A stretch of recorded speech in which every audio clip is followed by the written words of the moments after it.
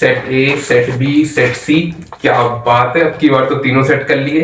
अब की बार तो पेपर में फर्स्ट डिवीजन आना पक्का। अभी मजा आएगा ना भिड़ो। फेंक दे कूड़ेदान में,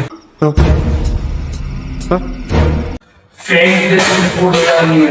एकदम इन्होंने वक्त बदल दिया, जज्बात बदल दिए, जिंदगी बदल दी। क्यों भाई? क्योंकि मेरे लाल इस तरीके से जिंदगी के 20, 21, 22 साल रगड़ने के बाद भी ना 23वें साल में तेरी जिंदगी में केवल एक ही चीज बदलेगी। पता है क्या? क्या? रोज तेरी सब्जी, इसके अलावा कुछ नहीं बदलने वाला। अच्छा, तो क्या करूं भाई फिर? जिंदगी के 15 साल से मैंने तो एक ही चीज सीखी है कि खेलोगे कूदोगे बनोगे गंवार, और पढ़ोगे लिखोगे बनोगे नवाब। बे कौन सा नवाब? वही ईमानदार क्लर्क। ओ मेरे भाई, सुन ले एक बात ध्यान से। ये एजुकेशन सिस्टम और ये नौकरी का पूरा इकोसिस्टम, ये पूरा एक कन्वेयर बेल्ट की तरह है। मतलब एक स्क्रू से लेके पूरे सेटअप तक इस तरीके से डिजाइंड है कि इस पर चढ़े बकरे को ये केवल एक ईमानदार नौकर बना सकता है, मालिक नहीं बना सकता।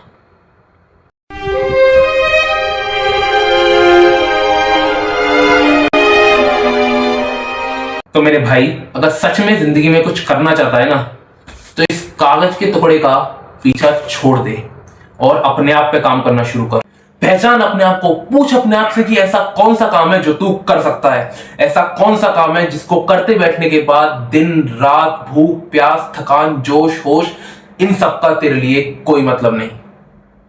पूछ ले भाई, नहीं पता कल काश कहने का भी मौका मिले या ना मिले। बलिदान इतना करो कि कल किसी की आस में ना रहना पड़े, और मेहनत इतनी करो कि कल आपको काश ना कहना पड़े।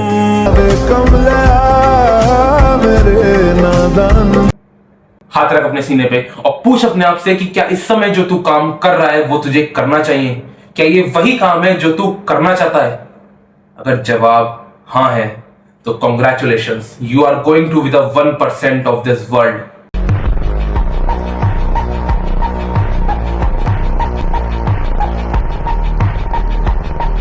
लेकिन अगर जवाब ना है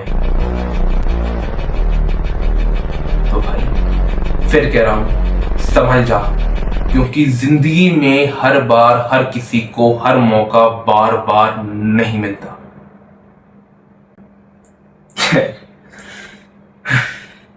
अगर मैं इस पर ज्यादा चर्चा करूंगा तो ये वीडियो एक मोटिवेशनल लेक्चर बन जाएगा। तो वापस आता हूं अपने कंटेंट की ओर और लेके चलता हूं आज आपको एक और कदम अपनी Python zero to hero skill development की इस जर्नी में सेट्स के साथ। तो लेट्स गेट स्टार्टेड। तो पहले तो तुमको ये समझना होगा कि सेट्स होता क्या है और इसका यूज कहां पर आता है। तो सेट्स बेसिकली यार एक सेट ऑफ वैल्यूज होता है। जिस तरीके से हमने लिस्ट को देखा था, टपल को देखा था, डिक्शनरी अभी देखी नहीं है, बताऊंगा डिक्शनरी के बारे में, उसी तरीके से सेट होता है एक सेट ऑफ वैल्यूज। लेकिन जिस तरीके से लिस्ट की कुछ खासियत थी, टपल की कुछ खासियत थी, इसी तरीके से इसकी भी एक खासियत है कि इसमें आप डुप्लीकेट वैल्यूज को नहीं रख सकते। हाँ, मतलब आप लिस्ट बनाओगे तो उस समय उसमें डालोगे वैल्यूज, लेकिन जब वो इंटरनली स्टोर करेगा उसको मेमोरी में, तो वो डुप्लीकेट्स रिमूव करके स्टोर करेगा। मतलब जब आप उसको प्रिंट कराओगे तो वो आपको केवल यूनिक वैल्यूज ही प्रिंट करके देगा। देखो यहाँ पे मैंने लिखा हुआ भी है कि a set is a collection of unique items.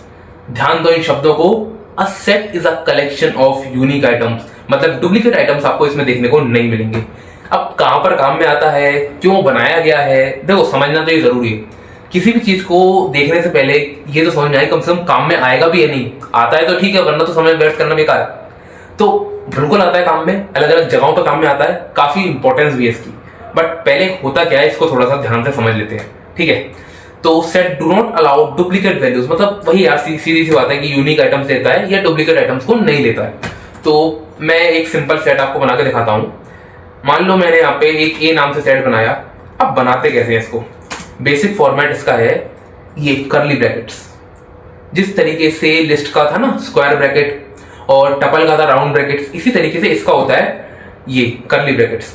अब इसमें मैं वैल्यू देता हूं, जैसे मैंने दिया रिया दे दिया एक वैल्यू, नाम है तो पहला लेटर कैपिटल रिया। उसके बाद मैंने दोबारा दिया कुणाल, एक और दे देता हूं इसमें राकेश, ठीक है। अब मैं इसमें दोबारा दूंगा रिया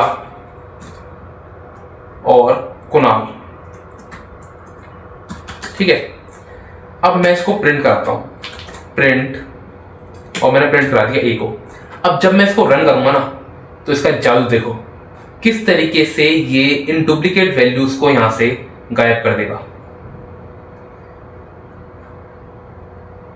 ये आ गया, देखो मुझे केवल यूनिक वैल्यूज देखने को मिली। मैंने यहाँ पे 5 वैल्यूज दी, लेकिन उसमें से यूनिक केवल 3 थी, तो इसने मुझे यहाँ पर 3 वैल्यूज उठाकर दे दी, डुप्लीकेट वैल्यूज को उन्होंने हटा दिया।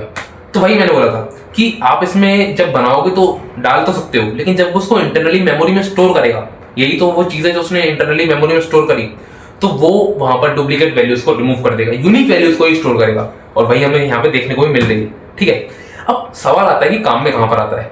देखो कई बार ऐसा होता है कि डाटा वैल्यूज में हमें डुप्लीकेट वैल्यूज पर काम नहीं करना होता है, यूनिक वैल्यूज चाहिए होती हैं। मान लो आपको कोई फोन नंबर्स चाहिए, आप कोई सर्वे वगैरह पे गए और उसमें फोन नंबर्स चाहिए, तो हो सकता है ना कि यार मतलब एक घर में 5 जने हैं, तो उन्होंने 2 ने या 3 ने एक ही फोन नंबर लिखवा दिया हो, हर जने का सर्वे हुआ, उसने एक ही नंबर लिखवा दिया हो। हालांकि ये एग्जाम्पल बहुत बाबा आदम के जमाने का है, खैर बाबा आदम कुछ नहीं होता, ये फालतू की बात है, ये बहुत पुराने जमाने का है, लेकिन बट यार समझने के लिए ठीक है।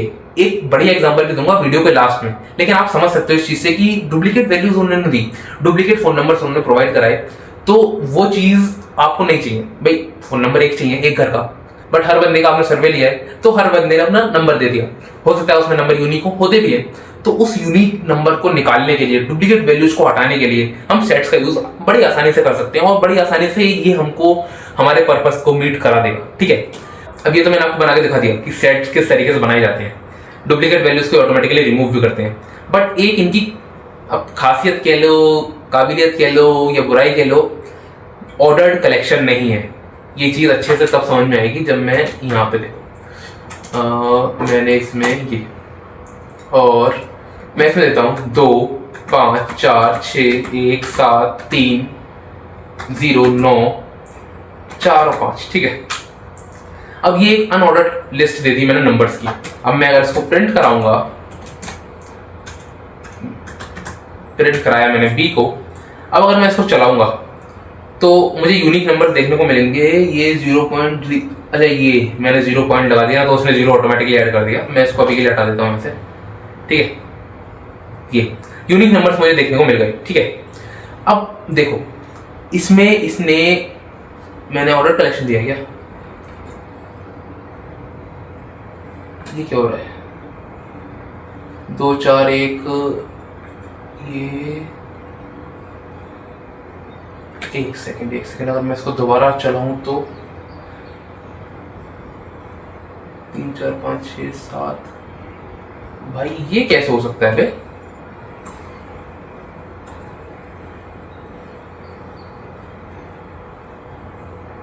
ओ my god, set automatically ascending order में दे रहा है। भाई ये तो मेरी जिंदगी में पहली बार हो रहा है। अनऑर्डर्ड नेचर होता है इनका, आउटपुट वेरी करता है, आउटपुट हर बार सेम। ये कैसे हो सकता है यार, ये तो कुछ अलग ही चीज होगी। बताता हूं उसके बारे में क्या चीज है ये।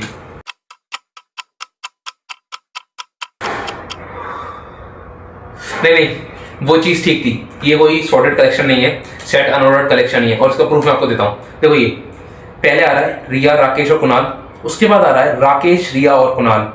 अनऑर्डर्ड कलेक्शन मतलब हर बार आप इसको जब प्रिंट करोगे ना तो ये आपको अलग ऑर्डर देगा, इसका कोई इंडेक्स नहीं होगा। अगर मैं इसमें इंडेक्स निकालना भी चाहूँ ना तो इंडेक्स नहीं निकाल पाऊंगा, ये मुझे एरर देगा। अगर मैं इसमें देना चाहूँ कि मैं इसमें देता हूँ इंडेक्स, और इसको अगर मैं प्रिंट में डाल दूँ तो देखो ये आ गया कि सेट ऑब्जेक्ट इज नॉट सबस्क्रिप्टेबल। मतलब मैं इसमें इंडेक्स, जिस तरीके से हम लिस्ट में निकाल लेते, टपल में निकाल लेते, स्ट्रिंग में निकाल लेते, उस तरीके से मैं इसमें इंडेक्स की वैल्यू को नहीं निकाल सकता इंडेक्स नंबर से। तो ये बात कंफर्म है कि ये अनऑर्डर्ड कलेक्शन है। अब ये जो जिससे मैं कंफ्यूज हुआ कि ये असेंडिंग ऑर्डर में सॉर्टेड होकर आ रहा है, तो ये असेंडिंग ऑर्डर में सॉर्ट होकर नहीं आ रहा है, ये लग रहा है, और मतलब एक्चुअली आ भी रहा है। रीजन इसका ये है कि सेट की एक हैश टेबल होती है, पाइथन में सेट की एक हैश टेबल होती है, 0 to 9 से लेके एक टेबल होती है, उस हिसाब से वो उसको करके दे रहा है। बट आप यहां देखो ना, ये रिया राकेश कुणाल, राकेश रिया कुणाल, अनऑर्डर्ड कलेक्शन। ठीक है, और इसको भी अगर मैं मल्टीपल टाइम्स चलाऊंगा ना, शायद 10-15 बार, तो ये ऑर्डर बिगड़ जाएगा, हैश टेबल के हिसाब से ये नहीं आएगा, गड़बड़ हो जाएगा ऑर्डर। तो सेट अनऑर्डर्ड कलेक्शन ही होते हैं। ये मैं ही कंफ्यूज हो गया, पता नहीं कैसे हो गया कंफ्यूज, बट हो गया। ठीक है, बात समझ में आ गई। सेट अनऑर्डर्ड कलेक्शन होते हैं और ये हैश टेबल की वजह से आ रहा है कि ये लग रहा है कि सॉर्टेड है। जब 10-15 बार मैं इसको चलाऊंगा तो ये भी अपना ऑर्डर जो है वो बदल देगा। हर बार जो मुझे आउटपुट है उसका ऑर्डर अलग देखने को मिलेगा। ठीक है, अब चलते हैं अपने अगली चीज की ओर और वो है सेट ऑपरेशंस। अब सेट में ना कुछ तरीके के ऑपरेशंस होते हैं। ऑपरेशंस मतलब वो वाले ऑपरेशंस।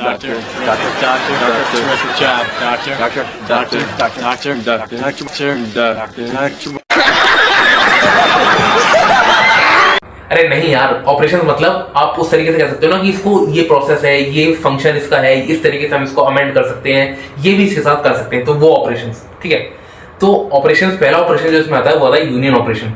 मतलब देखो, ये मैं इस कोड को यहाँ पे कॉपी कर लेता हूँ, ठीक है, और इसको मैं यहाँ पे पेस्ट किया, ऊपर वाले को सबको किया कमेंट आउट। ठीक है, अब मैं इसको जब चलाऊंगा ना तो मुझे ये दोनों सेट आपस में कंबाइन होकर दिखाई देंगे।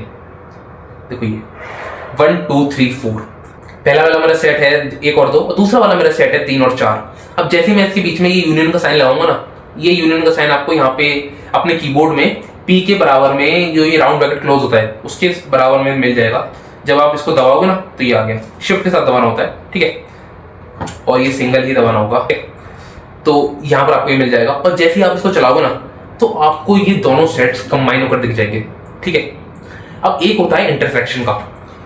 मान लो कि मैंने इसमें लिखा 1 2 4 6 और 7 और 9। ठीक है, 6 7 और 9, और उसके बाद मैंने इसमें लिख दिया 2 1 और 0। अब अगर मैं इसको चलाऊंगा, एक बार तो पहले यूनियन ही चला के देखते हैं इसका। ठीक है, तो ये आ गया, ये यूनियन में इसने सारे को कंबाइन कर दिया। ठीक है, और जब मैं इसका इंटरसेक्शन चलाऊंगा, इंटरसेक्शन मतलब एंड, इसमें कॉमन क्या है, ये जब मैं इसका ये चलाऊंगा ना इंटरसेक्शन, तो इन दोनों में जो भी कॉमन वैल्यूज है ये मुझे देखने को मिल जाएंगी। जैसे इसमें था 1 2 और 4, 1 इसमें भी है, इसमें भी है, 2 इसमें भी, इसमें भी, और 4 इसमें भी, इसमें भी। तो इन दोनों सेट्स में जो कॉमन वैल्यूज है ये मुझे देखने को मिल गई। यार मतलब बहुत हो गया। अब पहले ये बताओ कि इसका यूज कहां पर आता है। ठीक है, बताता हूँ। आपने कोई ChatGPT का लॉजिक समझने की कोशिश करी है, किस तरीके से वो आपको हर बार यूनिक आंसर देता है। मान लो आपने ChatGPT से कहा कि यार डेफिनेशन दो पाइथन की, 2-3 डेफिनेशन दे दे मेरे को। ठीक है, तो क्या कभी ऐसा होता है कि वो आपको मतलब पहले डेफिनेशन दी फिर दूसरी डेफिनेशन दी, तो दोनों डेफिनेशन एग्जैक्टली सेम, मतलब मीनिंग तो लगभग सेम होगा, मैं वर्डिंग्स की बात कर रहा हूँ, एग्जैक्ट वर्डिंग्स उनकी सेम नहीं, कभी नहीं होता। वो आपको हमेशा यूनिक वैल्यूज देता है, यूनिक आंसर निकाल के देता है। बट क्या उसे हर बार यूनिक आंसर मिलते होंगे? मतलब ChatGPT, आपको सबको पता होगा कि ChatGPT डाटा को कलेक्ट करता है, कहीं ना कहीं से डाटा को उठाता है। उसके पास अपना खुद का डाटाबेस है जिसमें वो स्टोर करता है, लेकिन कहीं ना कहीं से उठाकर। ठीक है, तो ऐसा हो सकता है ना कि यार देखो, एक बंदे ने पाइथन की कोई डेफिनेशन डाली, उसने वो गूगल पे भी डाली हो, याहू पे भी डाली हो, फायरफॉक्स पे भी डाली हो, या गूगल पे ही 2-3 उसकी वेबसाइट हो अगर तो उस पर डाली हो। देखो, अगर सिंगल वेबसाइट है तो फिर मतलब ही नहीं है, और यार सिंगल लोगों का तो दुखी अलग है। अंजलि, मैं तुम्हें भूल जाऊं ये हो नहीं सकता, और तुम मुझे भूल जाओ ये मैं होने नहीं दूंगा। इस जन्म में तुम मेरी होगी। तो ये तुम भी सुन लो देव, इस जन्म तो क्या, मैं अगले 7 जन्मों तक उनकी हो चुकी, सिर्फ उनकी। क्या प्रॉब्लम क्या है आपको मेरे साथ? क्या बिगड़ा है मैंने आपका? हा? कुछ नहीं ना, तो फिर क्यों ऐसे किस्मत लिखी मेरी?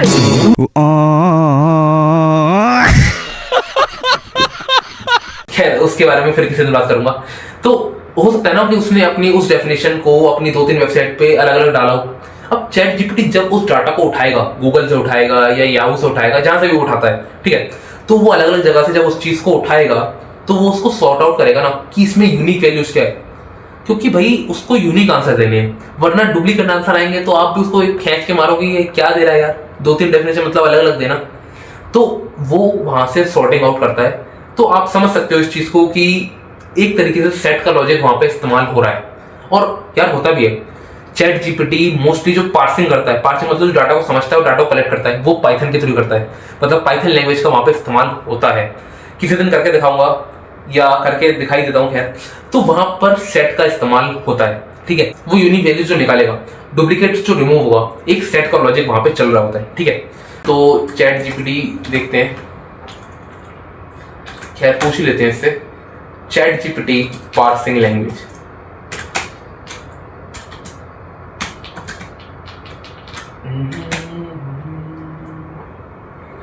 ये ChatGPT is primarily built using Python for its core logic। means core logic means mainly जो काम चलता है, जो पार्सिंग चलती है, जो मैंने बोला कि डाटा कलेक्शन मेनली जो पार्सिंग चलती है वो पाइथन के थ्रू चलती है। C++ का इस्तेमाल इसलिए किया जाता है क्योंकि C++ पाइथन से फास्ट है। मैंने बोला था कि C++ पाइथन से फास्ट है।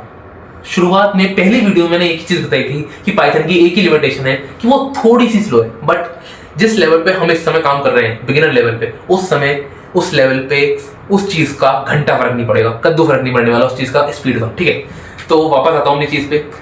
बेसिक सी बात ये है कि सेट लॉजिक का वहां पे इस्तेमाल होता है यूनिक वैल्यूज को पार्स आउट करने में। अब देख लो यार, मतलब कितनी छोटी सी चीज है और किस लेवल पर वो इस्तेमाल हो रही है। चैट जीपीटी दिन में शायद 25 चीजों और खुली जाता है चैट जीपीटी, तो वहां उस लेवल पर वो चीज इस्तेमाल हो रही है। तो चीज छोटी सी है बट इस्तेमाल उसका काफी बड़ा होता है अगर लेवल से सोचा जाए तो, ठीक है। तो बस यार लॉजिक समझाना मेरा मेन पर्पज है आपको, कि आपको लॉजिक समझाया जाए किस तरीके से चीजें चलती हैं, ठीक है। तो ये सेट के ऑपरेशन एक हो गए, यूनियन ऑपरेशन हो गया, एक हो गया इंटरसेक्शन का ऑपरेशन, ठीक है। एक होता है डिफरेंस ऑपरेशन। अब ये क्या करता है, मान लो कि एक सेट ये है और एक सेट ये है। अब मैंने इसमें चलाया कि प्रिंट a माइनस बी, तो ये करेगा क्या, जो ए सेट है उसमें से बी सेट को माइनस कर देगा। माइनस कर देगा मतलब चला के दिखाता हूं, मतलब बताता हूं उसका।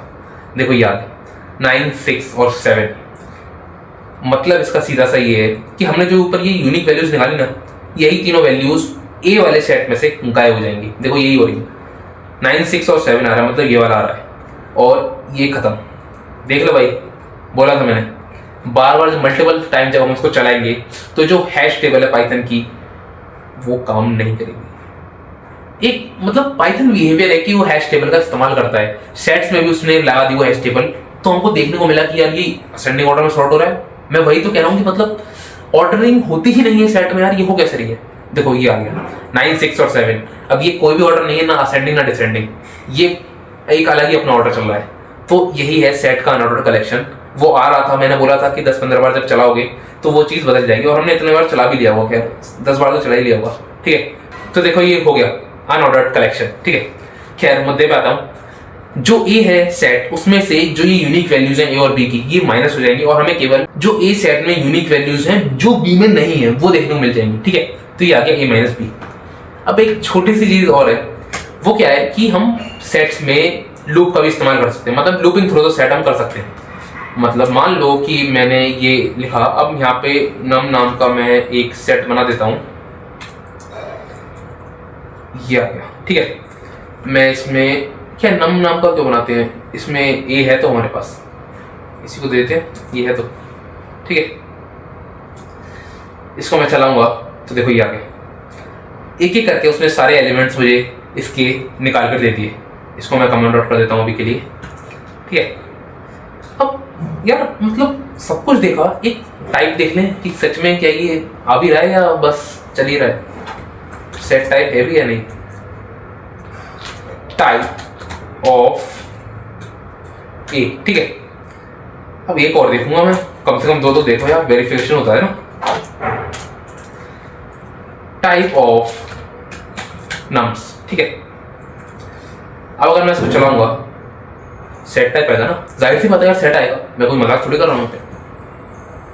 देखो ये आ गया क्लास सेट। ये क्या है, क्लास डिक्शनरी। क्यों हिला डाला ना। हाँ मेरे भाई, क्लास डिक्शनरी। पर देख तो ले आगे इसके साथ रहा है।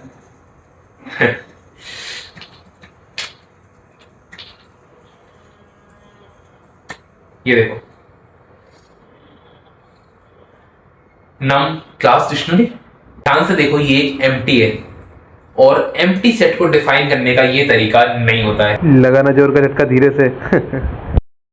अभी कंफ्यूजन यहाँ पे क्यों हुआ, क्योंकि जो डिक्शनरी कीज होती है उन्हें भी हम करली ब्रैकेट्स में एनक्लोज करते हैं। करली ब्रैकेट्स का ही वहां पर यूज होता है, जिस तरीके से टपल में होता है ना कि हमें सिंगल एलिमेंट आप दे रहे हो तो उसके साथ कॉमा लेना पड़ेगा अगर आप पाइथन कंफ्यूज ना हो टपल और इंटीजर में। बट यहाँ पे कुछ अलग तरीका, तो हमें उसको कुछ इस तरीके से लिखना होगा। देखो ये आ गया क्लास सेट, ठीक है।